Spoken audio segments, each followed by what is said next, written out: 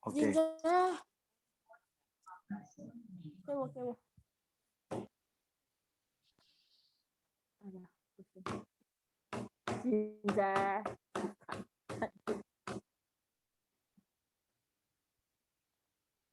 Tampilkan lagunya. Kelihatan nggak di handphone? Kelihatan nggak ya? Kelihatan. Kelihatan. Oke, baik. Ya, silakan. Shalom semuanya. Shalom. Shalom. Sebentar lagi kita akan memulai ibadah. Ya, bisa nyanyi-nyanyi.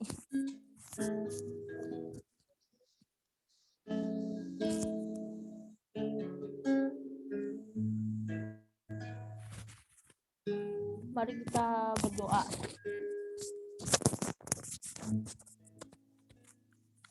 Bapa yang bertata dalam kerajaan surga, kami bersyukur karena kasih-Mu tak pernah berkesudahan di sepanjang hidup kami.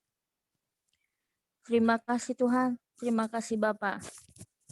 Kalau kami bisa berkumpul ibadah, semua karena kehendak-Mu. Sebentar lagi kami ingin memuji, memuliakan dan menyembah nama-Mu. Pimpin kami dari awal, pertengahan, hingga akhir. Dalam nama Tuhan Yesus, haleluya, amin. Ayah.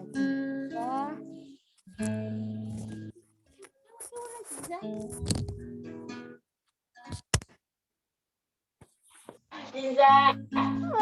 HP-nya diambil, Pak. Bisa lah, bisa. Coba bisa.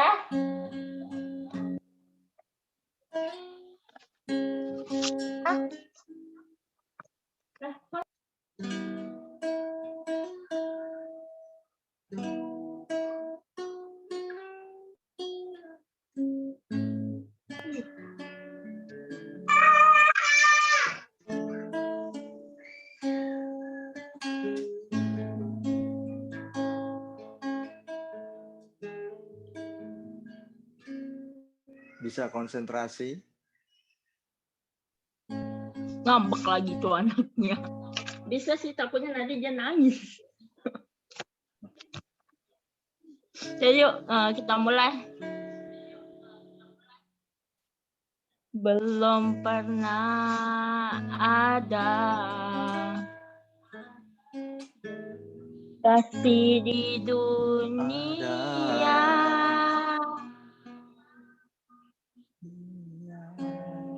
sanggup menerima diriku apa adanya selain kasih-Mu, Yesus.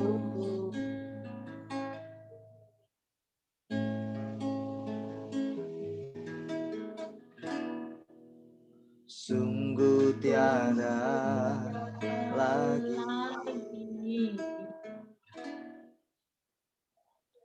kasih seperti ini sanggup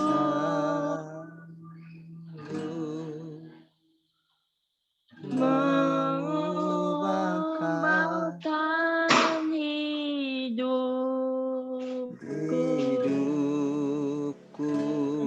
menjadi baru selain kasih-Mu, Yesus.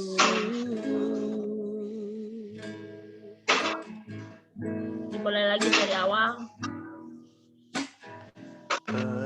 Belum pernah ada kasih di dunia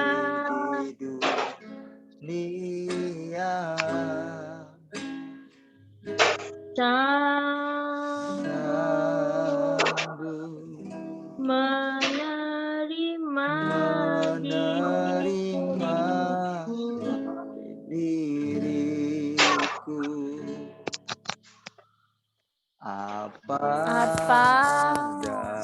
adanya selain kasih-Mu, selain kasih Yesus.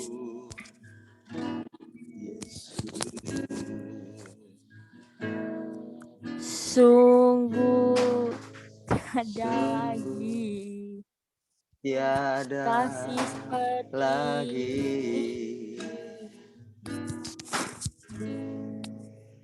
ini sanggup sanggup mengubahkan hidup mengubahkan menjadi hidupku, baru menjadi selain baru kasih-Mu, selain Yesus. kasih-Mu, Yesus.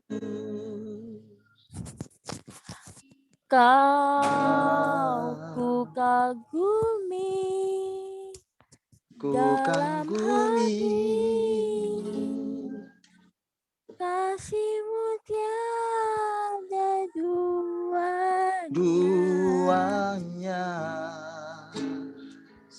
Sampai kini ku akui kasih-Mu tiada duanya. duanya. Ku kagumi dalam hati, kasih-Mu tiada duanya. Sampai kini ku akui kasih-Mu tiada duanya.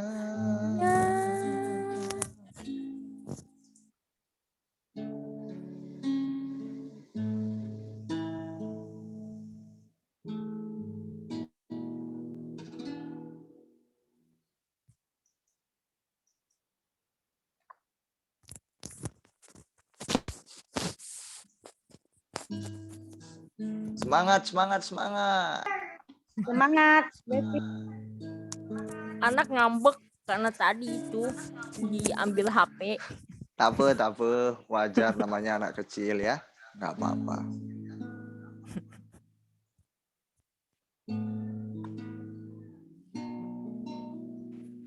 Semangat.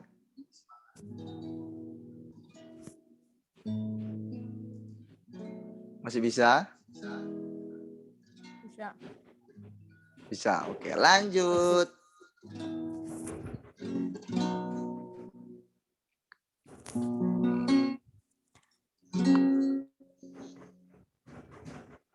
Udah tampil di handphone enggak?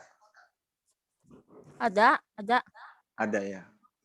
Lirik berikutnya Ada. ini. Ya, dengan apa kan ku balas? Iya.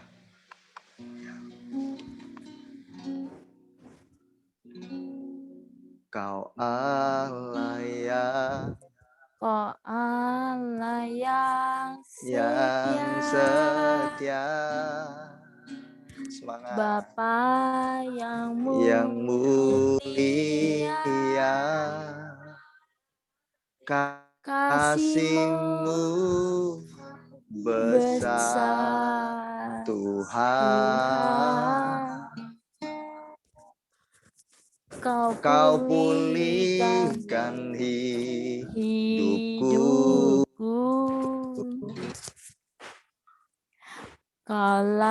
Kaulah harapanku.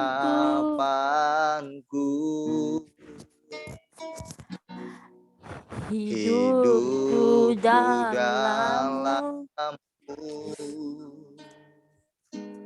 Terima kasih Tuhan. Kau selamatkan hidupku. Dengan apa kan ku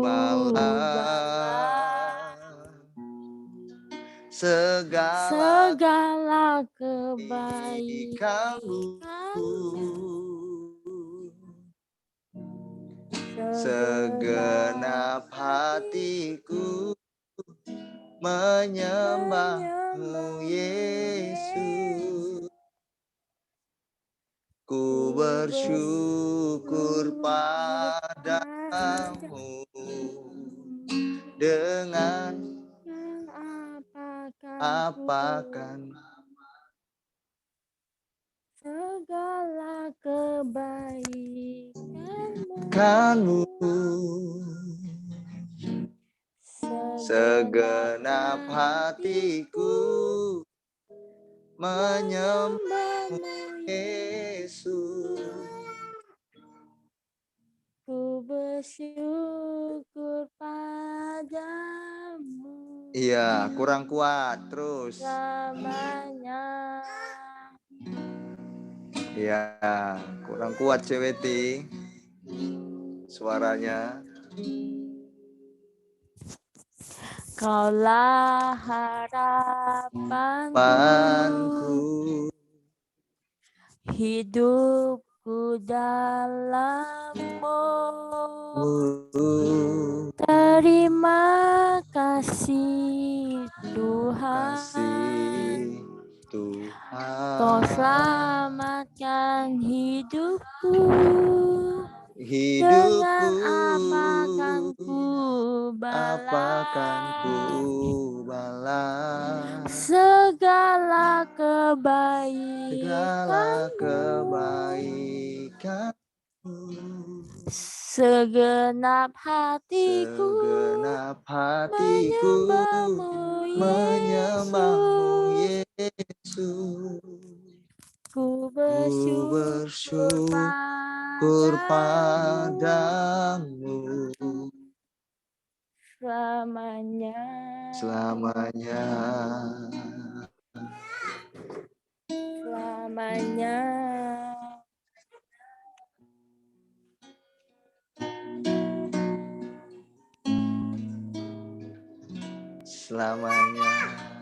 Ye. Semangat CWT, nggak apa-apa, jangan lemas, semangat terus. Masalahnya ada anak sih Kak. Nggak apa-apa, itu biasa itu, anak kecil seperti itu. Sudah.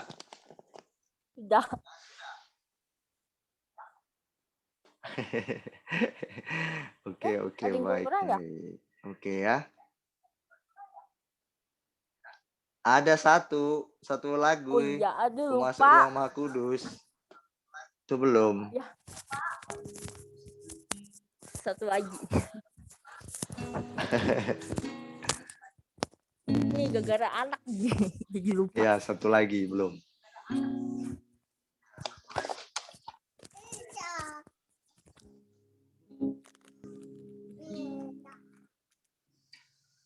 Ku masuk Ruang Maha Kudus.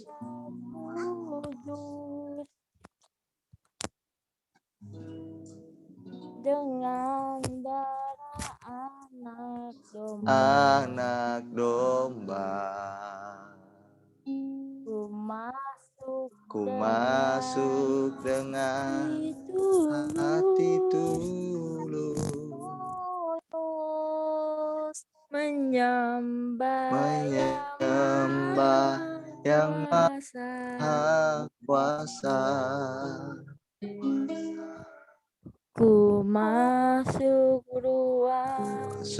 ruang Maha Kudus dengan darah anak domba. Ku masuk dengan hati tulus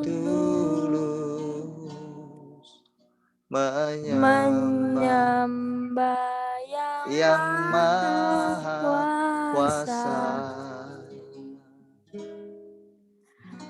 Ku menyembahmu, ku Ku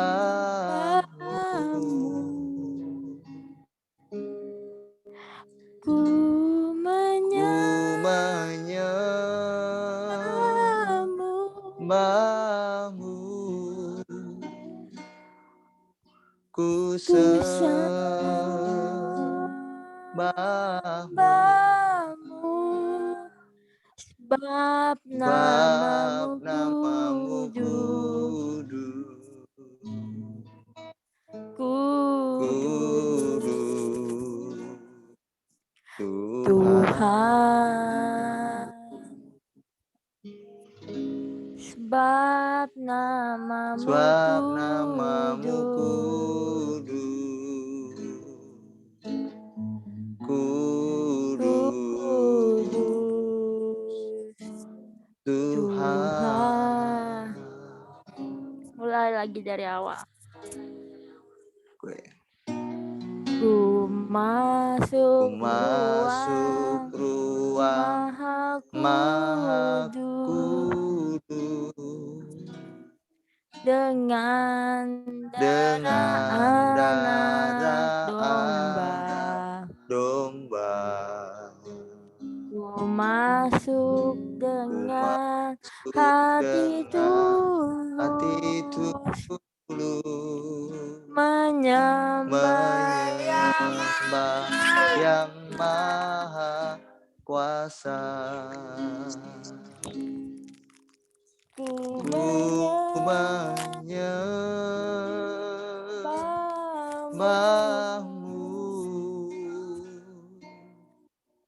ku sembahmu,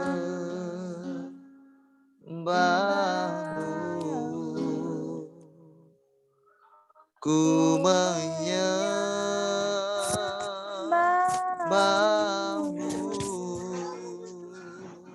Ku ku sembahmu, sembahmu, bab namamu sebab kudus, namamu kudus,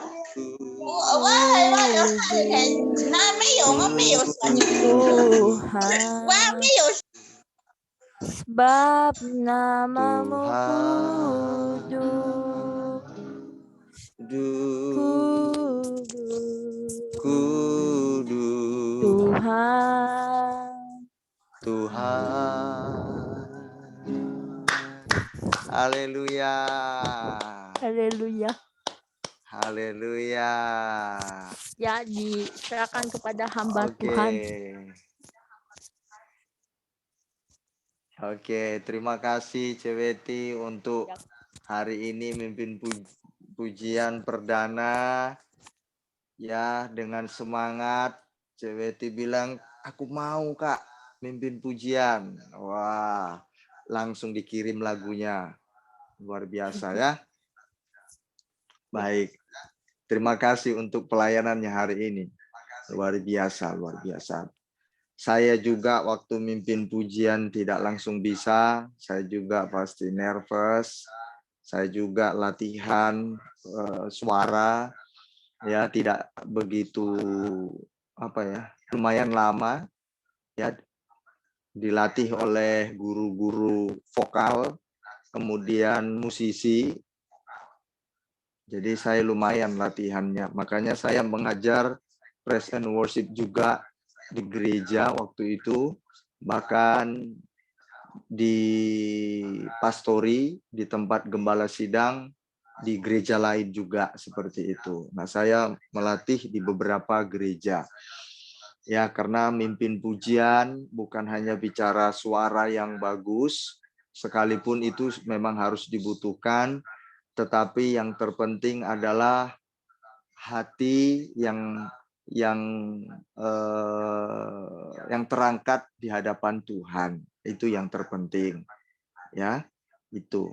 Jadi kalau mimpin pujian tidak dari hati, maka kita sama saja seperti show off, ya, tampil di depan orang seperti orang-orang sedang melakukan apa namanya itu yang show-show itu, pertunjukan-pertunjukan itu, ya. Nah, tapi dia show off yang tidak tampil untuk seperti orang rame-rame, ya, itu dibilang show off. Tapi kalau benar-benar dari Tuhan kita bisa rasakan, ya, dia mengangkatnya sungguh-sungguh di hadapan Tuhan, ya. Baik. Makanya saya sangat menghargai setiap kita yang mimpin pujian, ya. Kalau bicara tentang mimpin pujian, kalau secara teori tidak ada yang lebih baik dari kita satupun. Semuanya kita masih belajar. Ya, tidak ada yang lebih baik. Ini yang jauh lebih baik, enggak. Kalau secara teori semuanya belum ya, belum secara teori. Tapi saya mau mendorong kita untuk kita benar-benar memiliki kepercayaan diri dan terus kita berlatih. Oke? Itu penting, ya. Baik. Hari ini jemaat Tuhan kita berdoa, ya, seberapapun kita hadir, saya akan tetap semangat, tidak mengurangi semangat saya sampaikan firman. Yang penting kita dibekali sehingga kita menjadi orang-orang yang cerdas menghadapi hidup, konsep pemikiran kita, mindset diubahkan sehingga kita bisa menghadapi hidup dengan bijaksana. Kita jadi cerdas, ya.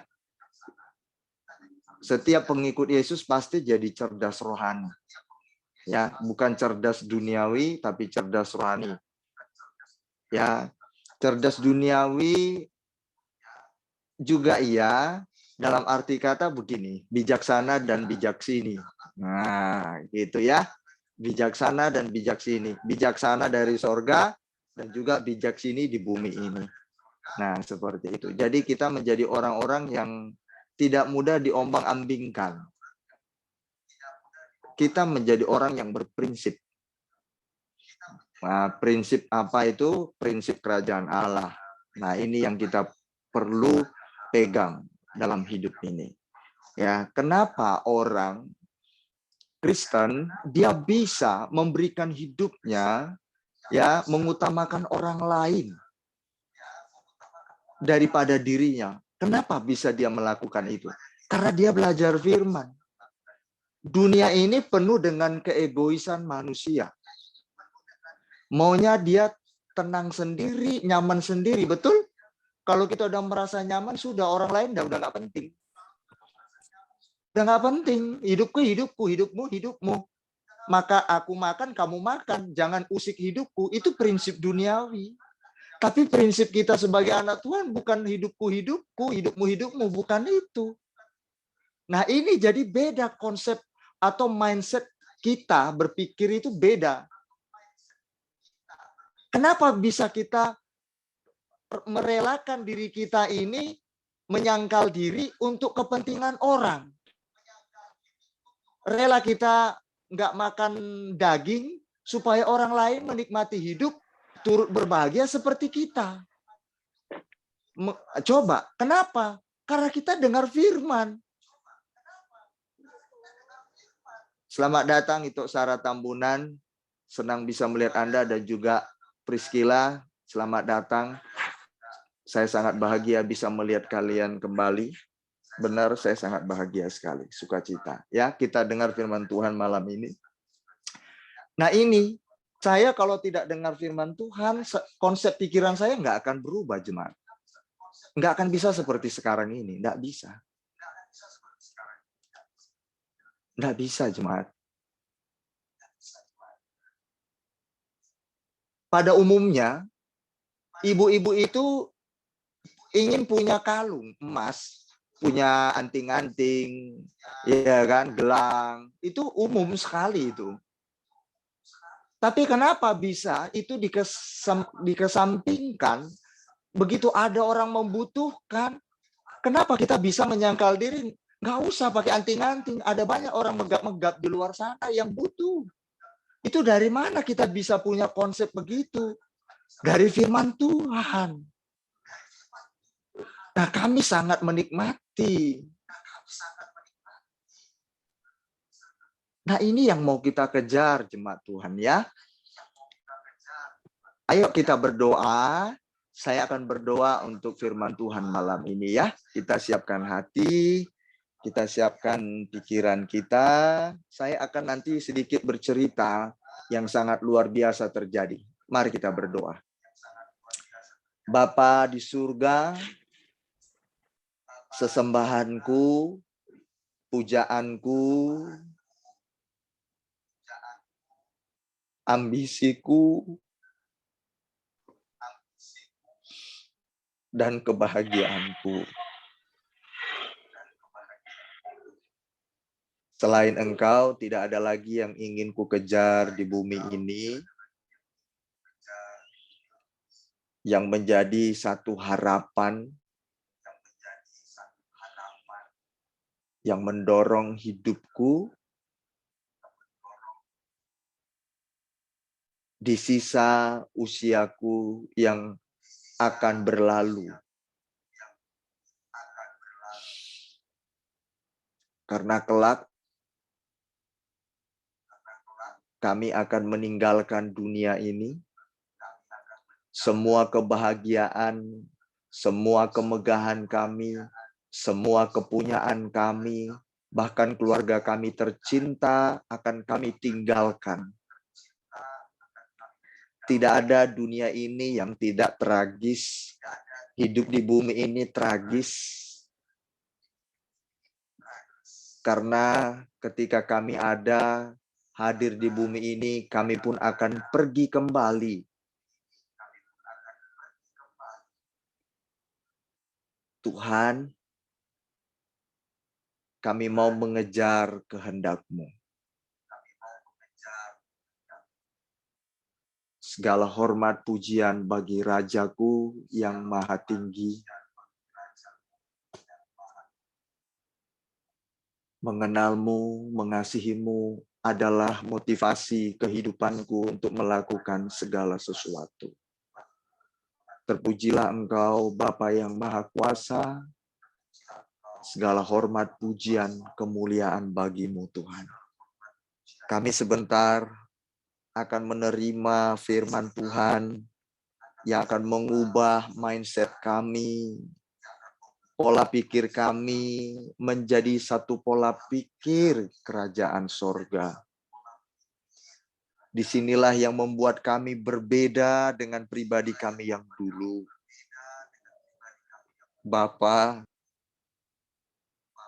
kumohon Tuhan hadir di tengah-tengah kami. Berkenanlah Engkau atas ibadah kami ya Tuhan. Hamba memohon Tuhan.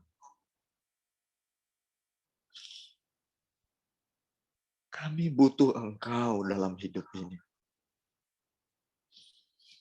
Tuhan, berbicaralah.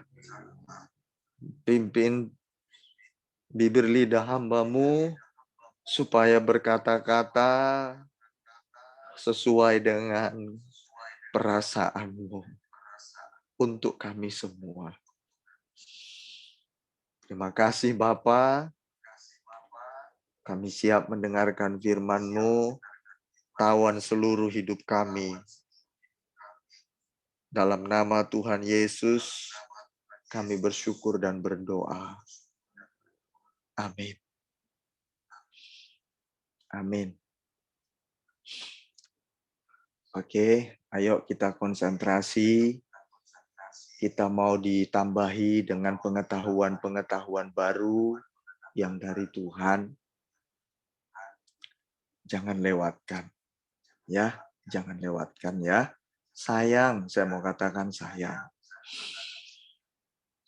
Saya sedikit bercerita kepada jemaat Tuhan, satu kesaksian. Ada seorang hamba Tuhan yang saya pimpin, salah satu pendeta.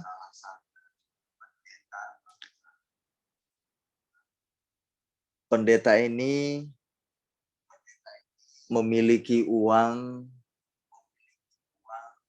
1.050.000.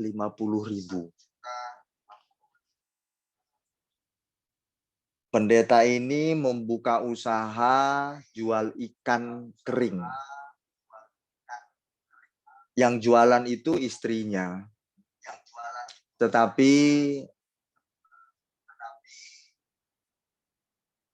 Tuhan berkata lain kepada istri pendeta ini, bahwa istri beliau harus pulang ke rumah Bapa. Jadi ketika kami sedang berteleponan selama, kalau tidak salah itu kurang lebih 2 bulan, kami baru aja kontak-kontakan. Ternyata istri pendeta ini dipanggil Tuhan, meninggal dunia. Kemarin kabar dukanya kemarin. Nah, ketika meninggal istri beliau, maka usahanya tutup. Ternyata istri pendeta itu meninggalkan namanya utang. Utangnya pendeta itu sekitar 4 juta. Lalu pendeta itu telepon saya. Waktu saya ditelepon, Pak Pendeta, saya stres. Saya bilang, oh puji Tuhan. Saya senang mendengarkan suara Pak Pendeta, saya bilang. Saya sangat senang. Ada apa Pak Pendeta? Ngomonglah sama saya bilang. Saya stres Pak Pendeta, katanya. Kenapa? Utang saya ditagih. Istri saya sudah meninggal, tapi utang saya tetap ditagih. Yang menagih itu juga anak Tuhan. Saya sedikit heran saja. Kok ditagih sudah meninggal, 4 juta saja. Dia anak Tuhan, kayak kita begini. Ya, satu sisi saya sangat sedih, benar jemaat. Yo, kok begitu gitu. Nah, ini dia jemaat. Ini dia yang kita, meskipun dia sama-sama Kristen, kalau dia nggak memiliki mindset kerajaan Allah, dalam pikirannya apa? Sulit untuk memahami orang lain, kondisi orang lain. Udah berduka masih ditagih. Kalau banyak masih lumayan. Ini 4 juta, itu pun anak Tuhan lagi. Tapi saya tidak komentar untuk itu, cuma di dalam hati saja. Hati saya sedih aja di dalam hati. Saya tetap tampil baik. Saya berkata kepada pendeta itu, berapa juta? 4 juta Pak Pendeta. Saya sudah ditagih-tagih, saya bilang saya cuma bisa punya uang 1 juta untuk bayar. Tapi beliau tidak mau. Stres saya katanya. Sekarang begini. Kirim aja 1 juta ke rumahnya. Saya bilang begitu, antarkan ke rumahnya 1 juta itu, kalau masih dipaksa, tetap bilang tidak ada. Kalau dimarahi Pak Pendeta sama jemaat itu, nggak masalah. Pasrah saja, karena memang mengutang, saya bilang. Nah, ini peringatan bagi yang mengutang. Ini peringatan. Jangan suka mengutang, perhatikan sebelum Anda kena batunya. Ya, ini perhatian bagi kita yang mengutang. Nah, akhirnya pendeta ini mengikuti perkataan saya. Tapi sempat beliau bilang, kalau saya kasih 1 juta Pak Pendeta, duit saya tinggal berapa? Tinggal 50.000. Jadi untuk kebutuhan selanjutnya apa? Kan begitu. Nah, dia stres. Katanya begitu, sesuai pengakuan beliau. Lalu saya bilang, bayar aja 1 juta. Soal untuk kebutuhan makan dan minum, makanan, ngomong telepon saya. Saya bilang begitu. Oh gitu ya Pak Pendeta? Iya. Karena saya sebagai ketua, saya harus memperhatikan mereka yang saya pimpin. Loh, kondisi Pak Pendeta bagaimana? Pokok saya nggak perhatikan kondisi saya dulu. Ya penting saya dipilih jadi ketua, saya harus mengerti dulu keadaan mereka. Minimal dengar-dengar dulu kondisi mereka. Saya bilang kalau soal beli beras, makanan, telepon saya. Kalau cuma untuk itu, saya bilang. Oh gitu Pak Pendeta, iya. Singkat cerita, dilaksanakanlah mandat saya, dibayarlah. Tinggallah uangnya 50.000. Saya bilang, kalau sudah bayar, telepon saya selanjutnya. Karena saya mau tahu tahap selanjutnya. Iya Pak Pendeta, katanya. Setelah dilaksanakan beliau, saya tidak ditelepon-telepon lagi. Anehnya di situ. Uangnya saya kasih beberapa masukan-masukan. Jangan takut soal hidup ini Pak Pendeta. Iya. Singkat cerita, saya berikan satu input-input bagi beliau. Begitu dibayar 1 juta tinggal 50, saya tidak ditelepon lagi. Pada waktu uangnya 1.050.000 dia stres, setelah dia bayar utangnya 1 juta tinggal uangnya 50, saya tidak ditelepon lagi. Stresnya hilang. Coba Anda renungkan. Uang 1.050.000, stres dia telepon saya karena mau ditagih utangnya. Saya bilang bayar utangnya, lalu bayar utangnya tinggal 50.000, dia nggak telepon saya lagi. Dia sudah tidak stres. Malah berkurang uangnya, dia tidak stres. Coba bayangkan jemaat. Nah ini konsep yang begini yang kita mau menjalani hidup. Bukan berarti malas bekerja, enggak. Beliau rajin bekerja. Luar biasa ya. Luar biasa. Oke, itulah tugas seorang yang namanya penanggung jawab atau ketua. Ya.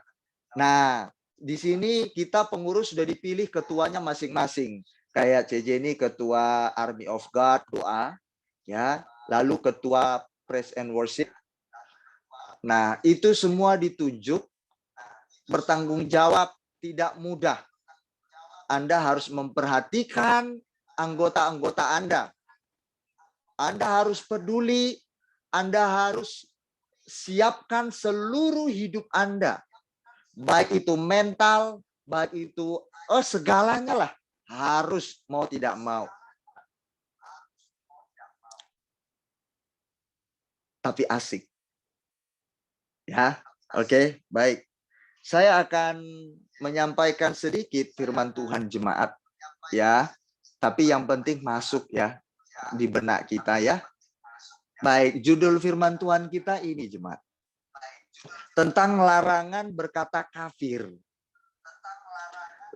Larangan berkata kafir. Ini serius, mohon perhatikan. Ada di Alkitab melarang untuk ngomong kafir. Kalau di negara kita, Anda coba lihat di negara kita Indonesia, ya, sering bermasalah, sering kita perdengarkan kata kafir itu. Ya. Mengkafir-kafirkan orang. Nah, ini ya, mengkafir-kafirkan orang seenak perutnya, seenak mulutnya, ya, sesuka hatinya, orang dikafir-kafirkan. Tapi hari ini kita akan belajar apa yang dikatakan Alkitab, mengapa dilarang orang Kristen, pengikut Yesus, ngomong mengkafirkan. Karena secara ajaran kita, ya, secara personal, semua orang berkata bahwa Tuhanku yang benar. Maka kita pun juga boleh berkata Tuhan kita yang benar. Karena hanya Tuhan kita yang pernah berkata, akulah jalan dan kebenaran dan hidup. Tuhan yang lain tidak pernah bisa berkata seperti itu. Utusan yang lain pun tidak pernah bisa. Atau nggak pernah mengatakan bahwa utusan yang lain, utusan Tuhan, berkata, akulah jalan dan kebenaran dan hidup. Cuma Yesus. Kita bisa berkata, Tuhan kita yang benar. Boleh. Kalau seperti itu. Namun Tuhan Yesus nggak bilang, jangan katakan yang lainnya nggak benar, lalu kita bilang Anda kafir. Nggak boleh, kata Yesus. Tapi secara fakta, diteliti, tidak ada satu nabi manapun, tidak ada satu utusan apapun yang berkata, akulah jalan dan kebenaran dan hidup selain Yesus Kristus. Berarti kita bisa berkata, aku yang paling benar karena Tuhanku berani berkata demikian. Tapi Yesus bilang, jangan engkau berkata kafir kepada orang lain. Meskipun engkau benar. Meskipun agamamu benar. Meskipun ajaranmu benar menurutmu. Bahkan meskipun itu benar menurut sejarah dunia, jemaat Tuhan. Sejarah dunia, kitab-kitab dunia yang mengakui akulah jalan kebenaran dan hidup cuma Yesus. Sejarah dunia mengatakan. Dunia loh, bukan Indonesia loh. Tapi coba, pernah nggak kita diajarkan untuk berkata mengkafir-kafirkan orang? Enggak. Kita buka, saya buka. Sebentar saja ini jemaat, tapi yang penting semoga nancep ya. Semoga nancep di pikiran kita, di hati kita, oke?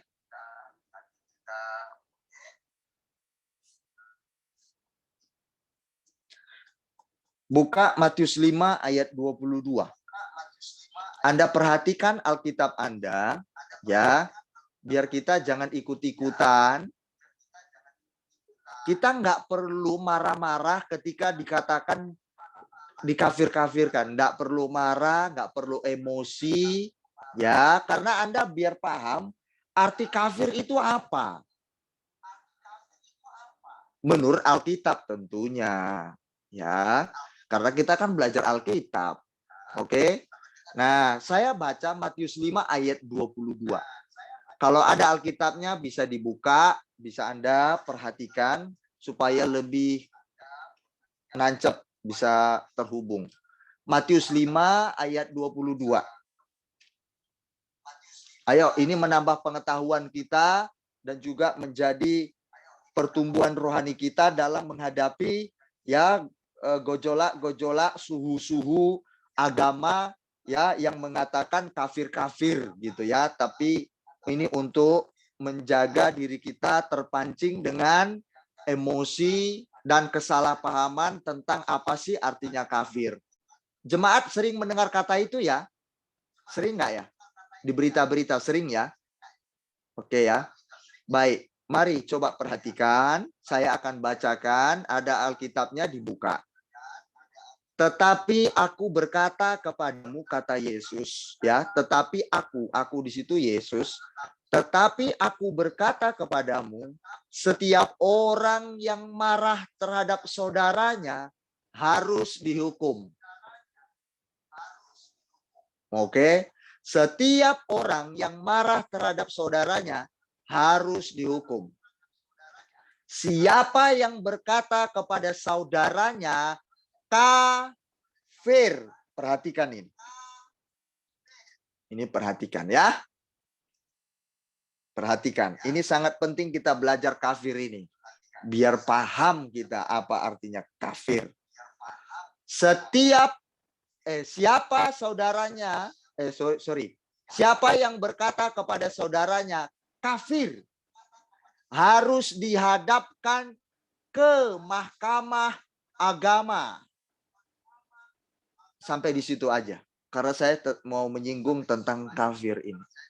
Siapa yang berkata kepada saudaranya kafir,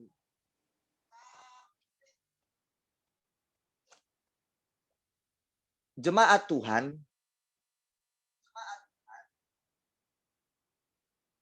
kita ini saudara enggak? Enggak lah Kak, kita enggak saudara. Wong Kakak Beni aja Batak. Saya ini Dayak, saya ini Chinese. Ya enggak lah. Itu suku. Kita saudara. Kita semua ini keturunan siapa? Adam dan Hawa. Ya. Kita semua keturunan Adam dan Hawa, kita saudara.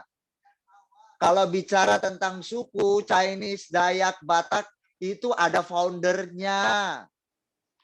Yang pembuatnya. Jadilah dia sebutan ya Chinese. Ada foundernya. Kenapa dibilang saya Tampu Bolon? Tampu Bolon itu nama seorang dulu.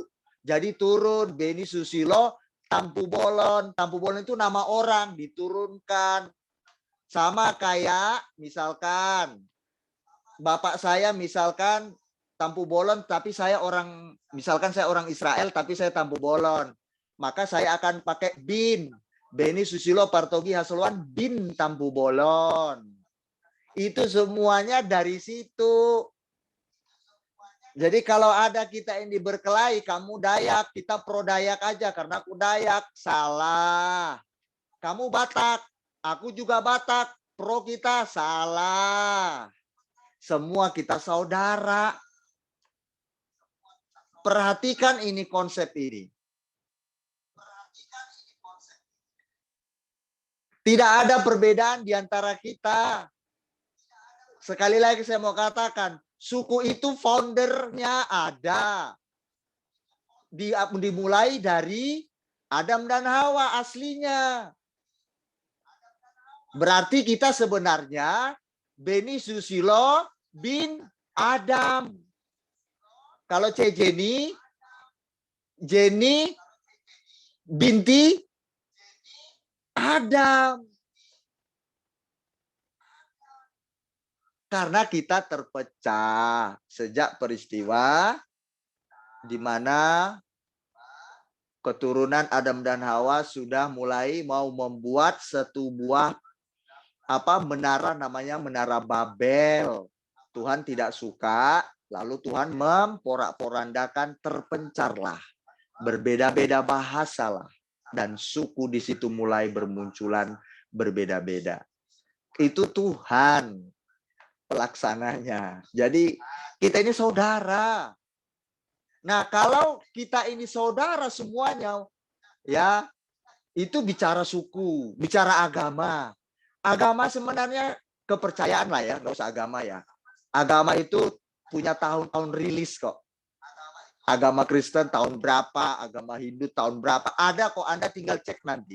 Agama Islam rilisnya tahun berapa, terbentuknya. Saya pakai kata rilis aja lah ya, terbentuknya. Agama Islam tahun berapa. Kita sebenarnya satu kepercayaan Adam dan Hawa dulunya. Oke, udah, saya mulai singkat aja di situ. Berarti kita ini saudara, jemaat Tuhan. Maka kalau kita saudara, Alkitab bilang, siapa yang berkata kepada saudaranya kafir harus dihadapkan ke mahkamah agama.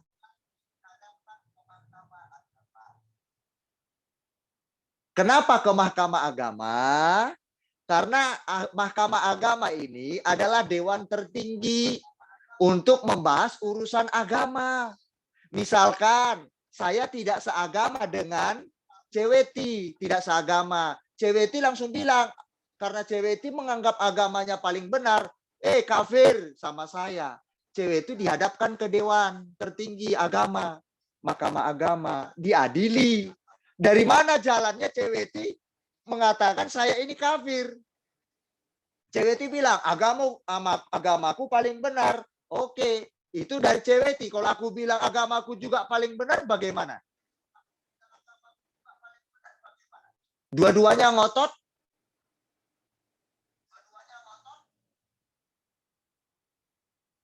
Nah, ini yang sulit untuk dipahami. Dengan demikian, kalau kita memiliki konsep seperti itu, maka tidak akan ada orang suka mengkafir-kafirkan orang.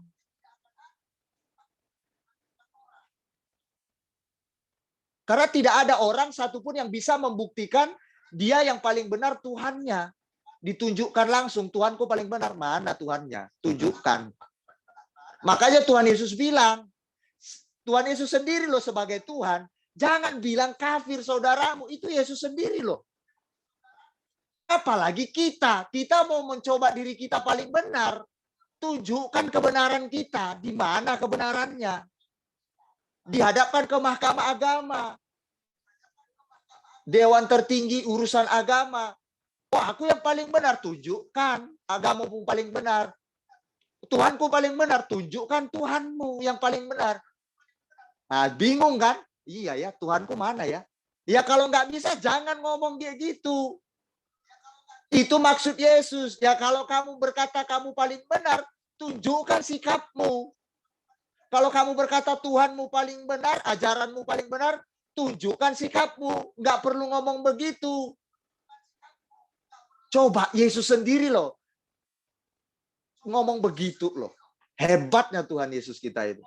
Supaya mulut kita ini dikuasai. Kita seringkali menganggap diri kita paling benar, betul? Betul nggak?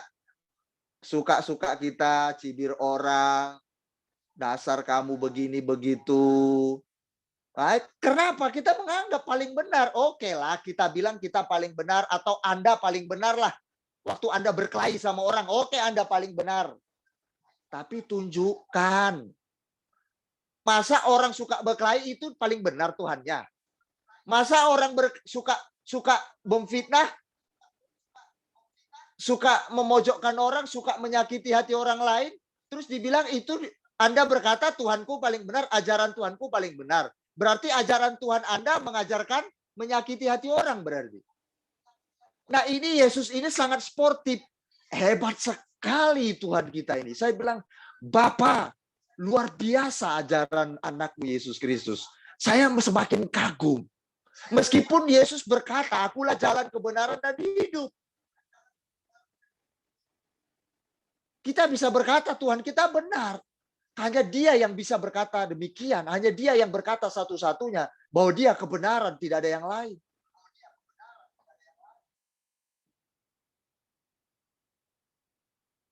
Saya mau katakan kata kafir ya. Ayo kita belajar bersama-sama. Kata kafir di situ artinya ada enokos. Enokos itu artinya begini, jemaat. Pembenaran diri sendiri namun mengkondemnasi. Ini perhatikan. Saya agak sedikit pakai bahasa ini ya. Kondemnasi menjatuhkan penghukuman bagi orang lain tanpa berperi kemanusiaan. Ini saya mau katakan. Menurut Alkitab, kata kafir itu mengkondemnasi, memberi penghukuman kepada orang lain, ya, menganggap pembenaran diri sendiri, merasa pembenaran diri sendiri dengan menjatuhkan penghukuman bagi orang lain tanpa berperi kemanusiaan.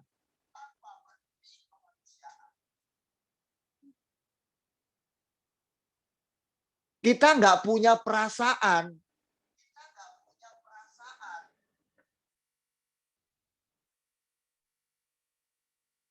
Kita nggak punya peri kemanusiaan kepada sesama kita. Terus kita bilang, aku yang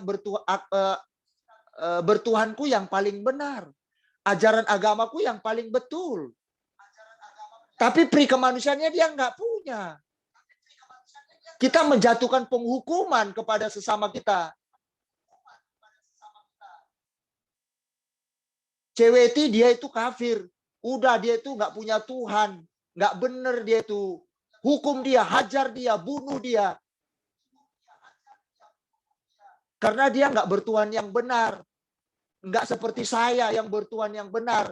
Habisi CWT. Tuhan Yesus nggak bilang gitu. Itu artinya kafir.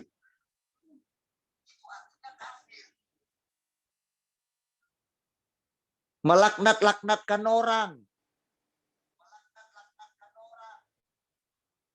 Nanti CWT langsung masuk neraka. Karena dia kafir, karena tidak sepaham dengan saya, seagama dengan saya, satu aliran dengan saya. CWT itu kafir, masuk neraka itu langsung. Nggak ada sorga bagi dia. Dari mana jalannya kita langsung ngomong kayak gitu? Yesus bilang, buktikan, tunjukkan. Bukan omonganmu kau bertuhan yang benar, ajaranmu paling benar. Kalau kamu merasa seperti itu, seenaknya kita ngomong, yang lain mengkafir-kafirkan, dihadapkan ke mahkamah agama, biar diadili. Tapi pada kenyataannya, kita sering mendengar di negara kita mengkafir-kafirkan orang. Menganggap dia paling benar, yang lainnya enggak. Kita tidak boleh seperti itu. Meskipun Yesus berkata demikian. Yang pertama itu. Yang kedua, tidak boleh pembenaran diri dengan menjatuhkan penghukuman bagi orang-orang tanpa berperi kemanusiaan. Melaknat-laknatkan orang, memfitnah orang, menjatuhkan harkat martabat orang karena demi kepercayaan Anda, agama kita. Tidak boleh itu. Apakah sesama Kristen ada demikian? Ya, ada. Yang lain dikatakannya ajaran kalian tuh nggak benar, ajaran kami yang paling benar. Sesama Kristen itu. Akhirnya menjatuhkan penghukuman semuanya. Sebagai dampaknya. Gereja ini yang nggak benar, gerejaku paling benar. Apakah ada kayak gitu? Ada gereja-gereja saling mencibir seperti itu. Akhirnya apa? Mulut nggak bisa dijaga, dikuasai. Buahnya nggak punya. Masa ajarannya paling benar, buahnya nggak ada? Kan nggak mungkin, palsu jadinya. Itu yang Yesus nggak mau.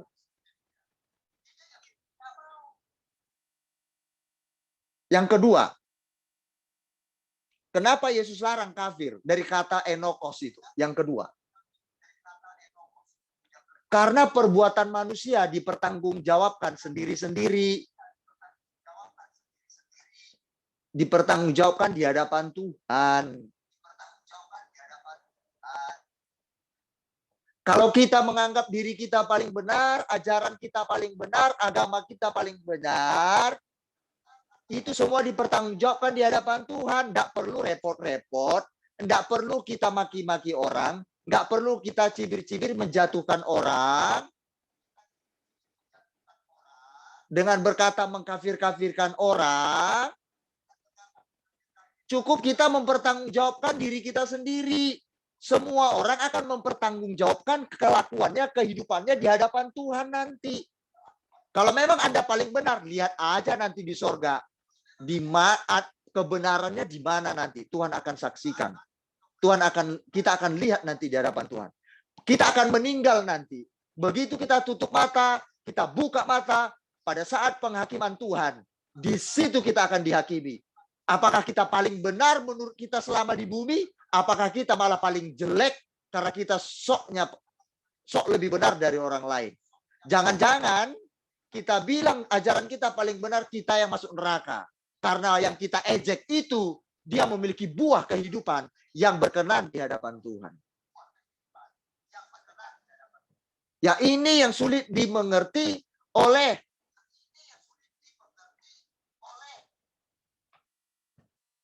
kita yang memiliki kepercayaan itu. Anda boleh lihat nanti di sosmed, di YouTube. Antar hamba Tuhan saling jelek-jelekkan juga. Ajaranku paling benar, ini kamu keliru, ini segala macam. Akhirnya ngomongnya aneh-aneh. Saling jatuh-menjatuh, saling sikut-menyikut, senggol-menyenggol. Akhirnya nggak ada buah yang keluar dari mulutnya.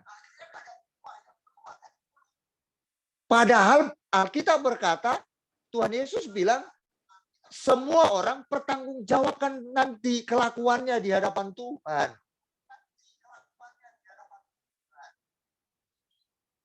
Oke, mengerti jemaat Tuhan sampai di sini? Oke, ya, paham ya? Jangan mengkafir-kafirkan orang. Meskipun kita berasa, ya memang Yesus berkata, akulah jalan kebenaran dan hidup. Hanya dia satu-satunya. Ya dia benar. Kita menganut Tuhan yang benar. Di sini bukan bicara Tuhan kita yang benarnya. Ajaran kita yang benarnya. Tapi tunjukkan ajaranmu yang benar. Engkau menerima firman Tuhan. maka lakukanlah itu.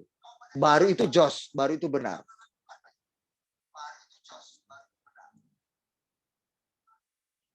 Biar jadi orang jangan cuma bergereja, itu maksudnya.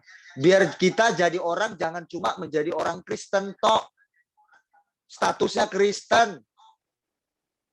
Statusnya penyembah Tuhan Yesus. Tapi ajaran Yesus nggak pernah diikuti. Kan sama aja kan?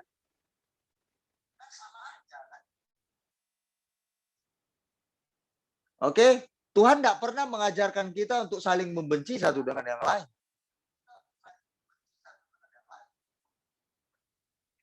Jadi jangan berkata mengkafir-kafirkan. Ini sudah mempelajari firman Tuhan malam hari ini. Kalau ada yang berkata seperti itu sama saja dia tidak mengerti arti kafir itu apa. Orang-orang yang merasa dirinya benar tapi tidak memiliki buah kebenaran yang dia anut, itu orang kafir namanya. Alkitab yang bilang. Artinya enokos. Jadi nggak perlu repot-repot. Orang yang tidak punya peri kemanusiaan tapi berkata bertuhan, itu sama saja bohong. Orang yang tidak memahami bahwa manusia ini saling mempertanggungjawabkan dirinya nanti di hadapan Tuhan kelak, suka-sukanya menyalah-nyalahkan orang, menjatuhkan penghukuman kepada orang lain, mengadakan pembenaran diri sendiri. Kalau dia tidak sadar dalam hal ini, itu sama dengan bahwa dialah kafir. Ngerti ya jemaat? Oke? Sampai di sini firman Tuhan kita yang sangat singkat sini. Yang penting nancep kiranya di hati dan pikiran kita. Baik yang ada di Amerika, Australia, ya, Anda telah mendengarkan firman Tuhan ini, mengerti tentang kafir, ya. Menurut Alkitab ada dua. Kafir itu adalah pembenaran diri sendiri dengan mengkondemnasi orang-orang, menjatuhkan penghukuman, ya, tanpa berperi kemanusiaan. Tidak mikir orang sakit hati saat kita ngomong, menyakiti hati orang lain. Seolah-olah ajaran agama kita paling benar, tapi kelakuan buruknya minta ampun. Menyakiti hati orang lain. Ya enggak bisa. Masa ajaran benar menyakiti hati orang lain? Enggak benar gitu. Tuhanku paling benar. Iya, mulutnya juga yang paling jago untuk memaki orang. Apakah itu ajaran benar? Makanya Tuhan Yesus bilang, jangan ngomong kafir. Jangan merasa benar sendiri. Jangan merasa ajaranmu paling benar, tapi tak ada buktimu. Kehidupanmu, ajaran benar bukan seperti itu. Yesus ini sangat profesional banget. Hebat sekali beliau ini. Kalau engkau menganut aku, ikuti ajaranku. Yang kedua, sadar bahwa semua orang akan mempertanggungjawabkan perbuatannya masing-masing di hadapan Tuhan kelak. Kalaupun dia tidak memiliki keyakinan atau beragama, saya pakai kata ateis lah. Tapi kalau kelakuannya berkenan di hadapan Tuhan, sifatnya berkenan, tidak menyakiti orang, hidupnya penuh kasih mesra, dia berperi kemanusiaan. Terus kita orang Kristen berkata ajaranku paling benar. Tapi mulut kita memaki orang, menyakiti hati orang. Terus ateis itu masuk neraka, kita bilang. Dia kafir. Kitalah yang kafir. Masa kita ajaran Kristen, menganggap diri ajaran kita lebih baik, kita masuk surga. Suka menyakiti hati orang. Ya enggak mungkin, surga mana? Ateis itu yang masuk. Karena dipertanggungjawabkan masing-masing apa yang kita perbuat.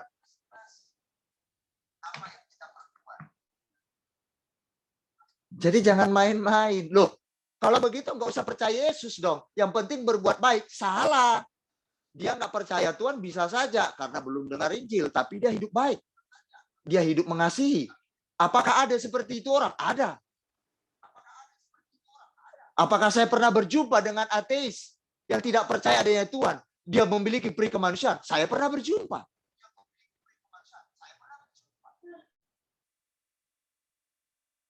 Apakah saya tidak pernah berjumpa dengan orang Kristen yang tidak berperi kemanusiaan?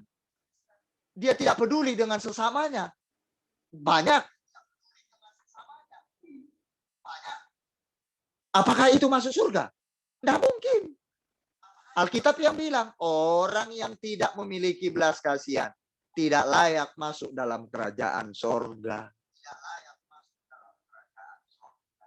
Orang yang pelit tidak layak masuk dalam kerajaan sorga.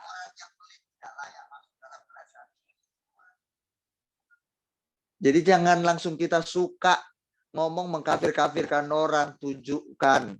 Kalau kita itu ajaran benar, tunjukkan dengan kelakuan kita. Bagaimana dengan kita yang sudah tahu firman, Kak? Saya akhiri dengan ayat ini.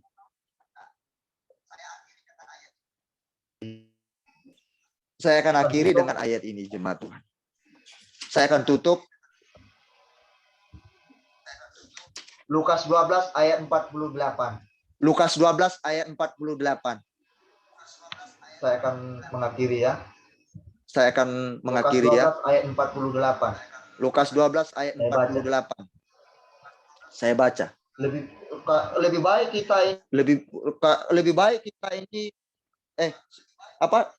saya ini kan Kristen, bagaimana dengan saya yang tahu banyak firman Tuhan? Kalau begitu, saya baca. Tetapi barang siapa tidak tahu akan kehendak tuannya dan melakukan apa yang harus mendatangkan pukulan, ia akan menerima sedikit pukulan. Setiap orang yang kepadanya banyak diberi, daripadanya akan banyak dituntut. Dan kepada siapa yang banyak dipercayakan, daripadanya akan lebih banyak lagi dituntut. Jemaat Tuhan, Anda semakin banyak belajar firman Tuhan. Kalau Anda tidak menerapkannya, Anda akan dituntut lebih banyak dibanding mereka yang tidak dengar firman Tuhan. Sekian firman Tuhan. Jadi semakin kita mendengarkan firman Tuhan banyak, semakin banyak kita dituntut melakukannya. Kalau tidak, kita semakin banyak mendapat pukulan dibanding yang tidak mendapatkan firman Tuhan. Itu bedanya. Ya, karena kita diajari firman Tuhan, Alkitab, ajaran Yesus, maka kita dituntut juga untuk melakukan apa yang kita sudah ketahui firman Tuhan. Mari kita berdoa. Bapa di surga, terima kasih untuk firman Tuhan malam ini. Bahwa ketika kami semakin tahu firman Tuhan, maka semakin banyak pula tanggung jawab kami yang dituntut untuk melakukannya dibanding mereka yang tidak mendengarkan. Kami bersyukur semakin kami banyak dengar firman-Mu, semakin banyak hal pula yang kami memahami ajaran-ajaran firman Tuhan. Maka ajaran firman Tuhan itu berarti konsep pemikiran yang dikehendaki oleh Allah sendiri. Semakin kami banyak memakan firman, berarti kami semakin banyak mengkonsumsi konsep pemikiran Tuhan. Maka ketika itu semakin banyak kami konsumsi, maka kami akan menjadi seperti Allah. Pemikiran seperti Allah.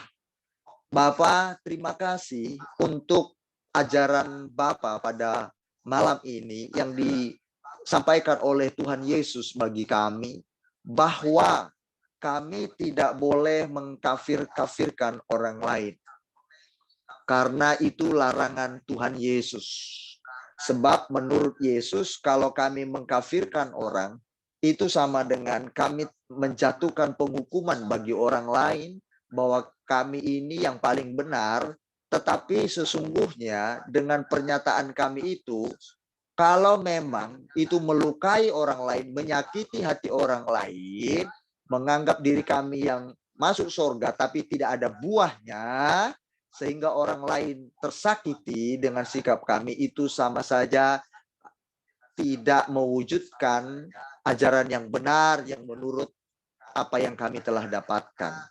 Kalau ajaran itu benar kami terima, takkan mungkin ajaran benar mendatangkan sakit hati bagi orang lain, atau melukai hati orang lain, atau semakin membuat orang lain benci kepada kami dengan kelakuan kami, perkataan kami yang tidak benar. Dan juga kami juga menyadari bahwa kami tidak boleh mengatakan kafir kepada orang lain bahwa ajaran kami paling benar, kamilah yang paling betul, tetapi kami tidak menyadari bahwa seluruh kehidupan manusia dipertanggungjawabkan masing-masing di hadapan Tuhan. Kami cukup menampilkan saja apa yang sudah kami terima ajaran benar itu, itulah yang kami lakukan. Sehingga benar bahwa mulut kami akan selalu dikuasai dengan pernyataan seperti itu. Bapa, terima kasih Tuhan. Kami tidak mau memancing keributan, kami tidak mau memancing kericuhan, kami tidak mau memancing satu permasalahan dengan orang lain. Kami mau tetap tenang, kami mau tetap menampilkan ajaran yang benar yang kami telah terima. Mulut kami tutup, tinggal kami tutup saja. Kami hanya bisa membuktikan saja, menunjukkannya dalam hidup kami sehari-hari. Terima kasih Bapak. Apa yang tidak benar dalam diri kami, Bapak mohon koreksi, mohon evaluasi kami, supaya kami menjadi orang-orang yang terus dibenahi dari sehari ke sehari. Karena tidak ada seorang pun yang berkata dia paling benar, Tuhannya paling benar. Karena kami tidak bisa menunjukkan, menampilkan Tuhan itu di depan orang-orang. Karena kami tidak bisa menyatakan diri kami benar, kami tampilkan dengan sendirinya. Sementara Tuhan Yesus sendiri pun melarang kami untuk berkata demikian. Bapak, terima kasih. Terima kasih untuk semuanya ini. Bapak sangat luar biasa. Tuhan, hamba berdoa, berkati jemaat-Mu yang hadir malam ini.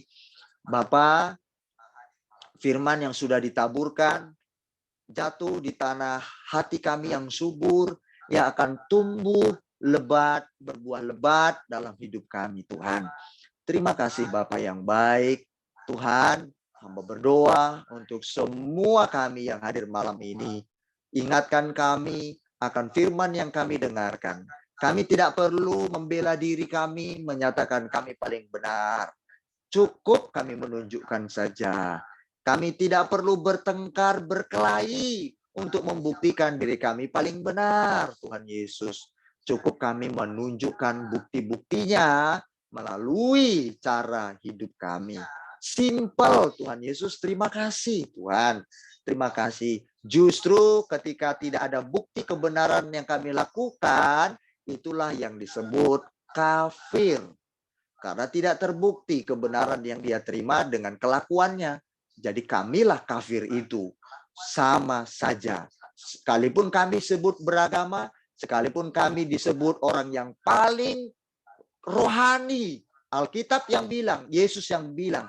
Tapi kalau tidak ditunjukkan dengan buktinya, kehidupan kami, maka kamilah kafir-kafir itu. Terima kasih Tuhan Yesus untuk koreksi pada diri kami sendiri malam hari ini. Terima kasih Tuhan. Kiranya kami semua jemaat-Mu, baik yang di Tiongkok, Indonesia, maupun di beberapa negara luar lainnya, mendengarkan firman ini, mata kami terbuka, kami menerima pemahaman-pemahaman yang baru untuk kami memiliki satu kehidupan yang bisa tenang dalam menghadapi gejolak perkataan-perkataan yang membuat kami marah, yang membuat kami terpancing emosi, yang membuat kami tidak terkendali lagi Tuhan, dengan amarah kami bahwa agama kami tersinggung, agama kami yang diganggu, agama kami yang direndahkan, kepercayaan kami disindir. Kami tidak lagi memiliki konsep seperti itu. Tapi yang perlu adalah, kata Yesus, pembuktian kebenaran itu dilakukan dalam hidup kami. Bapa, terima kasih untuk semuanya ini. Tuhan, hamba berdoa, berkati kami semuanya dengan berkat yang terbaik melimpah atas hidup kami. Di dalam nama Tuhan Yesus. Tuhan, aku berdoa untuk istri hamba Terima kasih pada hari ini beliau sudah menjalani vaksinasi kedua. Kiranya tubuhnya kembali pulih, imunitasnya kembali normal di dalam nama Tuhan Yesus Kristus. Tuhan, aku berdoa, Tuhan berkati kesehatannya Tuhan, supaya minggu besok kami bisa berjumpa kembali bersama dengan jemaat-Mu. Tuhan, hamba berdoa untuk semua rumah tangga jemaat-Mu. Tuhan, dimanapun berada, Bapa yang baik, jadikan rumah tangga yang bahagia sampai akhir hidup mereka, Tuhan.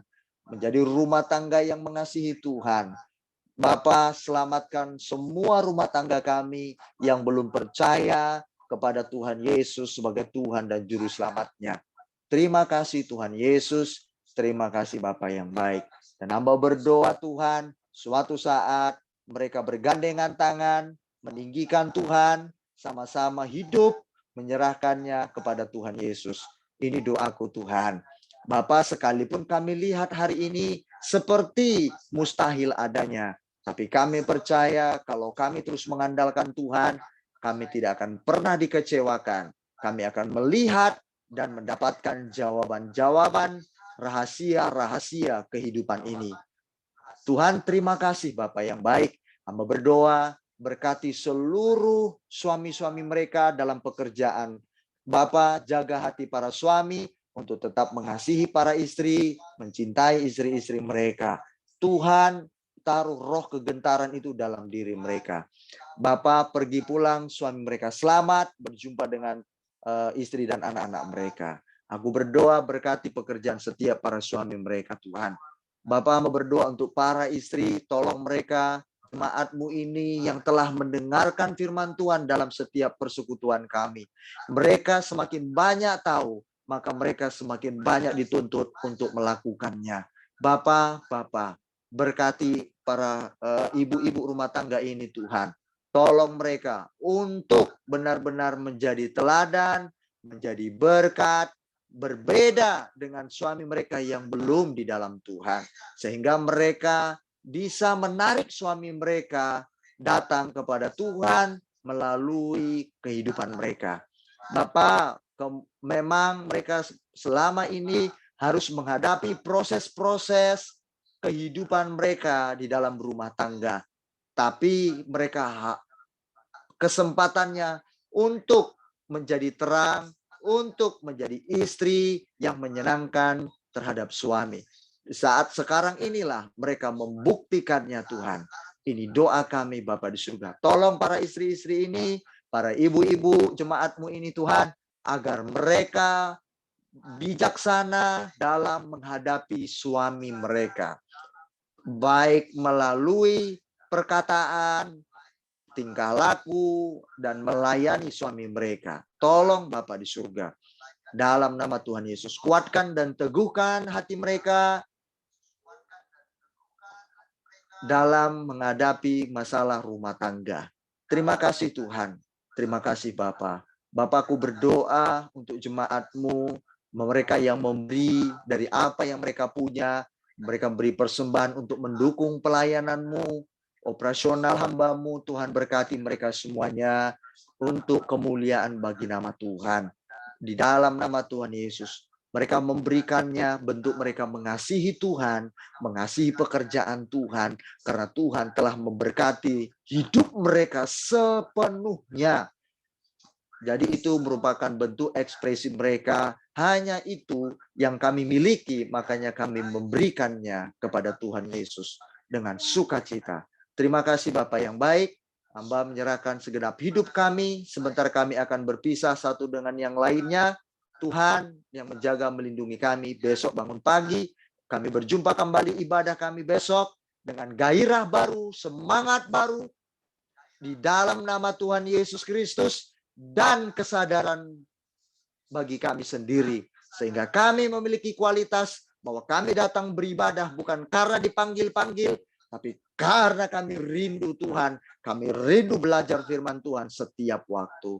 Terima kasih Tuhan Yesus. Ini doa dan ucapan syukur kami. Kami berdoa juga memberkati bangsa Indonesia. Kami memberkati semua mereka yang yang memperolok-olok atau yang merendahkan kami, ajaran kami, kepercayaan kami, siapapun itu, Tuhan, kami mengampuni, kami memberkati mereka semuanya di dalam nama Tuhan Yesus. Indonesia diberkati Tuhan dalam damai sejahtera, Cina diberkati Tuhan dalam damai sejahtera, bangsa-bangsa tercurah hujan pertobatan dan keselamatan dalam nama Tuhan Yesus Kristus Tuhan kami yang hidup. Terima kasih Bapa di surga, para pengurus-pengurus di KJK Overseas ini, semuanya Tuhan, berkati hidup mereka semakin hari semakin luar biasa di dalam Tuhan. Ini doa kami dan ucapan syukur. Mari sidang jemaat Tuhan, mari angkat hatimu dan tanganmu, terima berkat daripada Tuhan. Kita akan mengakhiri ibadah kita malam hari ini. Angkat tanganmu, terima berkat dari Tuhan.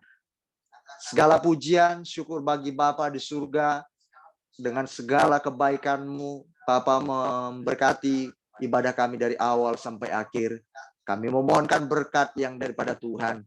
Anugerah dari Allah Bapa di surga dan cinta kasih sayang Yesus Kristus yang tak pernah berhenti bagi kita semuanya. Serta kuat kuasa Roh Kudus melalui persekutuan Roh Kudus yang terus menyertai kita, memimpin kita kepada kebenarannya. Mulai hari ini sampai akhir kehidupan kita, Tuhan Yesus menjemput kita yang percaya dan yang mengasihi Dia. Terimalah berkat ini dalam satu nama Tuhan kita Yesus Kristus. Haleluya. Yang diberkati berkata, Amin. Amin. Tuhan memberkati kita semua.